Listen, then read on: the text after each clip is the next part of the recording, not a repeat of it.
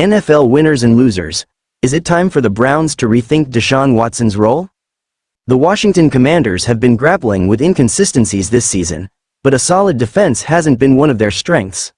Through the first 4 weeks, they ranked among the worst in almost every defensive category.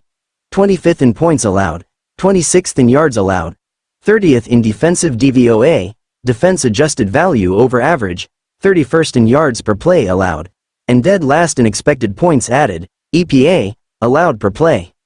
Yet somehow, despite facing one of the league's weakest defenses, Cleveland Browns quarterback Deshaun Watson struggled to make an impact. In a dismal first half for the Browns, the Commanders extended their lead to 24-3 late in the second quarter. At that point, Watson's stat line against Washington's vulnerable defense was a meager 6 completions on 14 attempts for just 37 yards.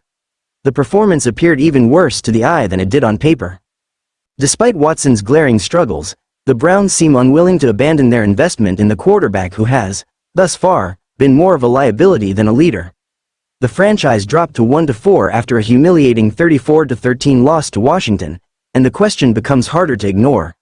How bad does Watson have to perform before the Browns seriously consider benching him? Even as the game spiraled out of control, Watson remained on the field for most of the matchup, only being substituted late in the contest when the outcome was long decided. He finished with a mere 125 passing yards against a defense that had been picked apart by other teams throughout the season. This kind of performance has unfortunately become common for Watson since joining Cleveland. It's almost unthinkable that a quarterback once considered elite during his time with the Houston Texans could decline so steeply by the age of 30. But that's precisely the narrative unfolding for Watson. Browns head coach Kevin Stefanski, however, remains unwavering in his support for the embattled quarterback. The Browns organization has seemingly built a fortress of excuses around Watson, shielding him from criticism despite mounting evidence that he is no longer the player he once was. Injuries to the offensive line have been cited as part of the problem, but when a quarterback is receiving $230 million, he's expected to rise above adversity.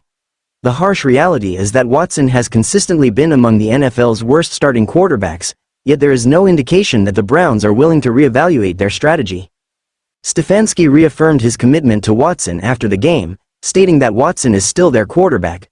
Given the Browns' track record of defending Watson's poor performances, it shouldn't come as a surprise.